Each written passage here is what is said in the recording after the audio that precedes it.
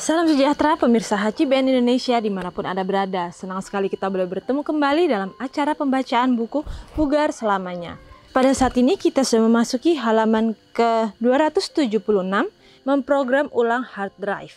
Saya undang pemirsa di rumah untuk kita boleh sama-sama membuka Alkitab kita di dalam Yakobus 4 ayat 17.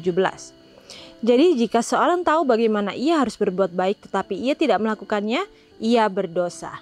Dan kita masuk dalam inti pembacaannya. Luka bisa dibersihkan, dibalut, dan lama-kelamaan biasanya akan sembuh. Banyak jenis kanker yang dapat disingkirkan, dan jika belum menyebar, kemungkinan untuk sembuh menjadi cukup besar. Penyakit kronis umumnya datang perlahan-lahan, dan ketika kita belajar untuk terbiasa. Tetapi kemudian pukulannya menyambar seperti kilat, dan tergantung lokasi serangan dan tingkat keparahannya, dapat langsung mengubah segalanya tentang Anda. Fungsi tubuh Anda, tingkat energi Anda, kepribadian Anda, ucapan Anda, dan kemampuan Anda untuk bergerak, menganalisis, merencanakan, dan melaksanakan tindakan. Dalam satu momen yang mengerikan, seseorang dapat terjatuh dari puncak fungsionalitas dan produktivitas dan menjadi tidak dapat bergerak, cacat, dan dalam beberapa kasus menjadi lumpuh. Mengalami stroke seperti mengalami kerusakan pada hard drive komputer Anda, datanya acak atau tidak dapat diakses. Beberapa informasi mungkin hilang secara permanen. Fungsi-fungsi tertentu tidak lagi bekerja. Namun tidak, seperti komputer, Anda tidak bisa begitu saja mengganti hard drive baru.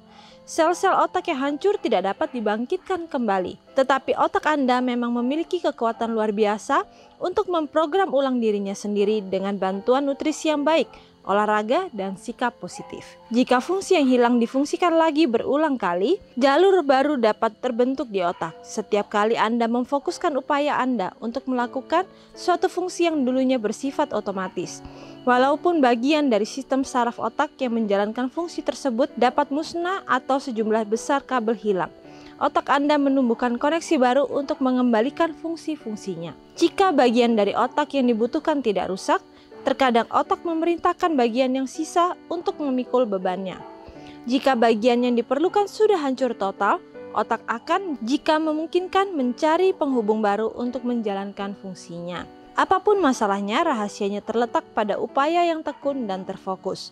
Lakukan secukupnya dan pada akhirnya koneksi baru yang akan dibuat. Masalah yang dihadapi sebagian besar pasien stroke adalah mereka bekerja keras untuk mencapai tujuan tersebut pada beberapa bulan pertama setelah stroke dan kemudian menjadi putus asa dan berhenti latihan.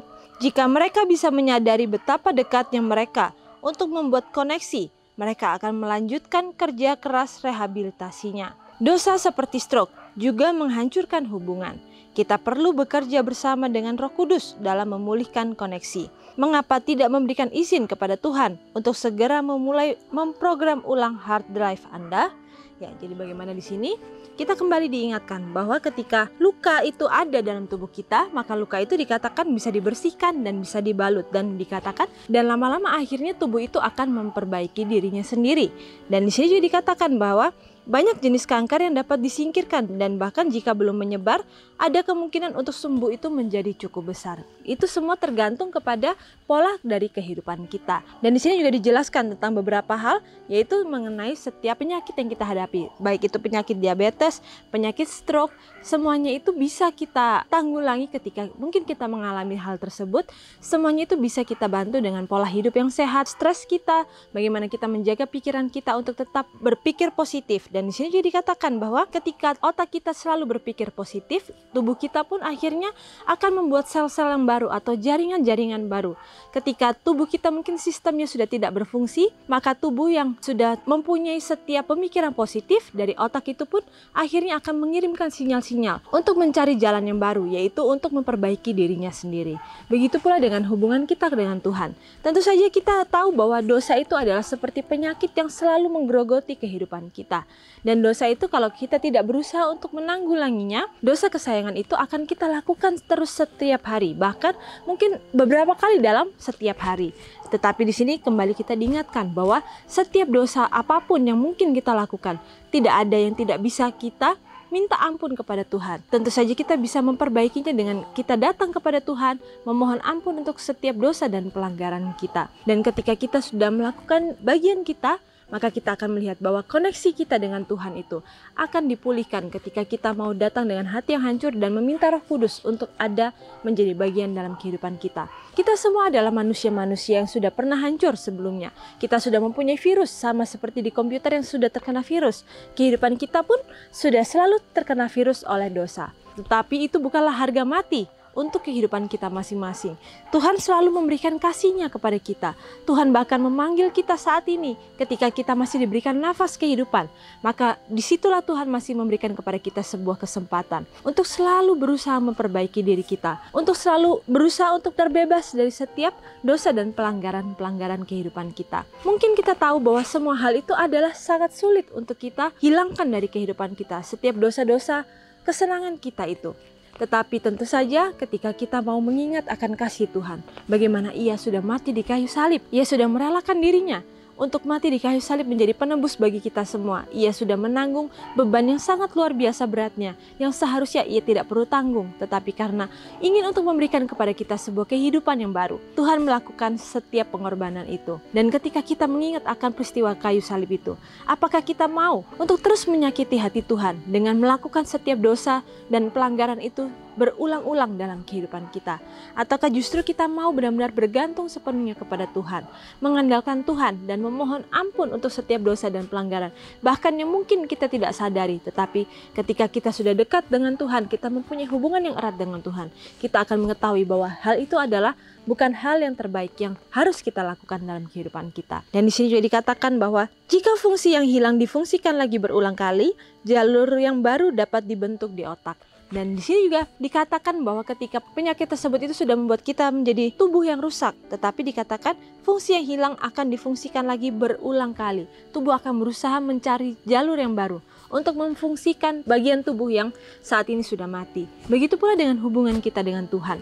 Hubungan kita dengan Tuhan mungkin saat ini tampaknya mati, tetapi ketika kita mau untuk mencari jalan yang baru atau mempunyai kehidupan yang baru, kita mau datang kepada Tuhan, maka dikatakan hubungan yang baru pun akan terbentuk. Baik itu yang ada di otak sebagai penghubung kita dengan Tuhan yang mengingatkan kita dari setiap pilihan-pilihan kita, dan bagaimana kita mau untuk berusaha memperbaikinya itu dari setiap pilihan kita yang terkecil.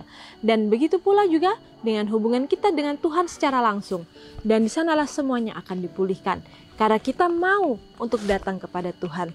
Dan di sini juga dikatakan bahwa walaupun bagian dari sistem saraf otak menjalankan fungsi tersebut dapat musnah atau sejumlah besar kabel hilang, otak menumbuhkan koneksi yang baru dan mengembalikan fungsi-fungsinya. Begitu pula dengan Tuhan. Tuhanlah yang mengembalikan fungsi kita sebagai anak-anak Tuhan. Tentu saja itu semua tidak akan terjadi tanpa perantara kita, yaitu Yesus itu sendiri yang sudah menjadi jembatan antara kita dengan Bapa, yang sudah menjadi jalan penghubung yang baru antara hubungan kita dengan Bapa. Karena kita tahu bahwa akibat dari dosa adalah kematian, baik kematian secara rohani ataupun secara jasmani. Bahkan secara rohani pun kita bisa artikan bahwa ketika kita sudah melakukan setiap dosa kita, kalau kita tidak mengandalkan kehidupan kita bergantung sepenuhnya kepada juru selamat kita, maka tidak ada jalan yang bisa menghubungkan kita dengan Tuhan. Tapi ketika kita mau untuk selalu bergantung sepenuhnya kepada Tuhan, kita akan melihat bahwa Tuhanlah yang menjadi jembatan antara kita dengan Tuhan kita. Dan di sini juga dikatakan bahwa masalah yang dihadapi sebagian besar pasien stroke adalah mereka bekerja terlalu keras untuk mencapai tujuan tersebut beberapa bulan pertama setelah mereka stroke, dan kemudian menjadi putus asa dan berhenti latihan. Jadi bagaimana di sini dikatakan bahwa ketika usaha yang keras itu kita lakukan dengan sekeras mungkin, tetapi kita tidak melakukannya dengan konsisten, maka semuanya itu adalah sia-sia. Karena akhirnya kita yang menjadi putus asa, dan kita akhirnya memberhentikan setiap upaya kita untuk mendapatkan kesembuhan itu.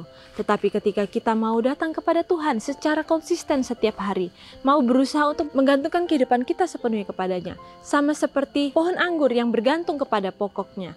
Ketika di sanalah bergantung sepenuhnya kepada pokoknya, maka buah-buah yang terbaik akan dihasilkan dari pohon tersebut. Tetapi ketika pohon anggur itu mencari jalannya sendiri, mungkin buah akan dihasilkan, tetapi buah itu tidak akan menjadi lebih baik daripada ketika ia bergantung sepenuhnya kepada pokok anggur tersebut. Jadi baiklah, di sini dikatakan bahwa setiap hal yang kita bisa lakukan dalam kehidupan kita ketika kita sudah mempunyai dosa dan pelanggaran, kita bisa memprogram ulang hard drive kita. yaitu kita mau untuk berusaha memperbaiki diri kita setiap hari. Tidak ada yang bisa mengingatkan kita atau tidak ada yang bisa untuk memaksa kehidupan kita kalau kita sendiri yang tidak mau untuk melakukannya. Mungkin Roh Kudus bisa mengingatkan kita, menasehati kita, mengajar kita. Tetapi kalau kita tidak mau membukakan pintu untuk Roh Kudus itu boleh datang dalam kehidupan kita, maka tidak ada yang bisa dilakukan oleh penolong-penolong surgawi tersebut, karena kitalah yang menolak bantuan dari surgawi tersebut. Tetapi ketika kita mau datang dengan penuh kerendahan hati, penuh kehancuran mungkin di hadapan Tuhan, kita menyadari bahwa semua yang ada dalam diri kita itu adalah semuanya sia-sia tanpa bantuan Tuhan. Ketika kita sudah menyadari akan fungsi penting yang Tuhan sudah berikan dalam kehidupan kita, maka di sanalah Tuhan bisa kembali memprogram ulang hard drive kita, sehingga semuanya itu bisa diperbarui kembali. Kita mempunyai kehidupan yang baru, kita membuka lembaran yang baru di dalam Tuhan. Dan Tuhan pun akan memperhitungkan setiap usaha yang kita lakukan setiap hari untuk bergantung sepenuhnya kepadanya, untuk berusaha mempunyai kehidupan yang baru seturut dengan kehendak-Nya.